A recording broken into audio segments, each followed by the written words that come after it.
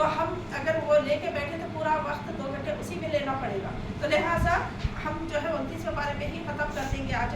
تو آخری میں اللہ تعالیٰ فرما رہے یعنی ان کی نبوت کو بھی بحال کر دیا گیا. یونس علیہ السلام کی نبوت کا ذکر ہے اور اسی کے قوم کی طرف دوبارہ بھیجا گیا جہاں سے وہ بھاگ کر چلے گئے تھے. آپ کا حصہ پہلے سورہ یونس کی آیتوں میں گزر چکا, جیسا میں آپ لوگوں کو بتائی سورہ انبیاء کی آیت میں, سورہ یونس کی آیت میں اس کا تذکرہ ہو چکا ہے. صفات, سورہ صفات کی آیت میں بھی اس کا تھوڑا ذکر آیا. تو وہ ابھی یہ بات آخری آیت میں ظاہر ہو رہی, یعنی جب آپ لوگوں کو قرآن پڑھ کر سناتے ہیں تو یعنی نبی صلی اللہ علیہ وسلم سناتے ہیں تو وہ آپ کو یوں گھورنے لگتے ہیں اور آپ پر اپنی نظریں گاڑ کر ایسا متصی اثرات ڈالنا چاہتے ہیں جس سے آپ مرعوب ہو کر یہ کام چھوڑ دیں. بالکل گھور کے ہونا بولتے دیکھیں گے اگر تو کیا ہوتا ہے, ایک قسم کا دل میں جو ہے نا ایک عجب سا فیل ہوتا اور ایسا دکھتا کہ کیوں بول رہے ہم لوگ چھوڑ دیتے وہ کام کو.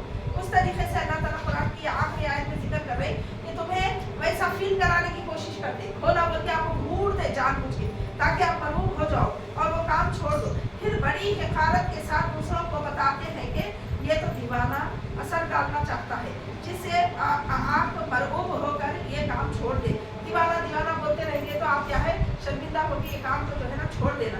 پھر بڑی آپ چھوڑ دیں. پھر بڑی حقارت کے ساتھ دوسروں کو بتاتے تو دیوانہ کہتے ہیں آپ کو. اور نبی صلی اللہ علیہ وسلم ان کی عقل اور ان کے عقیدے کے خلاف باتیں کرتے تھے. پھر صرف آپ کی قوم نے ہی آپ کو مجنون نہیں کہا تھا بلکہ ہر رسول کو دیوانہ کہا جاتا رہا. آپ ایک نبی نہیں ہے, اللہ تعالیٰ بتا رہے تسلی رکھو, تم ایک نبی نہیں ہے کہ تمہارے کو دیوانہ بول رہے. پہلے کے بھی انبیاء کرام کو اس طرح سے ان کی قوم جو ہے دیوانہ مجنون بولا کرتے تھے. اور یہ دراصل قوم کے اپنے رسولوں کے خلاف مالدانہ رویہ کے اظہار کی وجہ سے ہوتا ہے, کیونکہ ایک نبی اور ایک مجنون میں بنیادی فرق یہ ہے کہ نبی کی دعوت کو معاشرے کے عقل اور دستور کے خلاف ہوتی ہے, تاہم وہ ہمیشہ اپنی ذات پر قائم رہتا ہے, اس پر عمل کر کے دکھاتا ہے اور اپنی پاکیزہ سیرت اور وہ کردار سے اپنی بات کو پر بہت تصدیق ثبت کر دیتا ہے. جبکہ مجنون ان تینوں باتوں سے عاری ہے. مجنون کی کیفیت کیسی ہے کہ وہ کسی کو اپنی بات منوا نہیں سکتا, کسی کے سامنے اپنی بات پیش کر نہیں سکتا پختگی سے. اپنی ذریعے میں ایک بات بولتا دوسری بات بول دیتا. مجنون کی کیفیت ایسی ہو.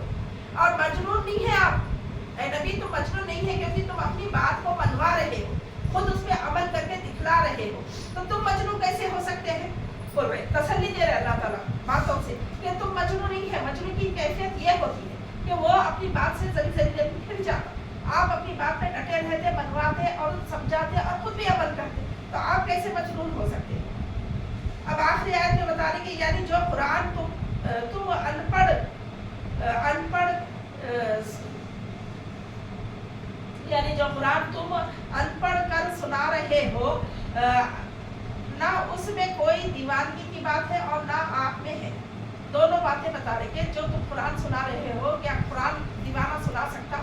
نہیں سنا سکتا. تو تم جو ان پڑھ ہے ان کو سنا رہے ہو, تو اس میں دیوانگی کیسا آ سکتی ہے. بلکہ یہ کتاب تو تمام اہل علم کی ہدایت کے لیے نازل کی گئی ہے. جتنے بھی لوگ پڑھے لکھے ہیں ان کے لیے ہدایت اور رہنمائی کرتی ہے یہ کتاب. اس سے بنی نو انسان کی کایا پلٹ کر اصلاح ہو جاتی ہے. عنقریب یہ کتاب معاشرے میں انقلاب برپا کرے گی. اس وقت سب کو معلوم ہو جائے گا کہ اصل دیوانے کون تھے.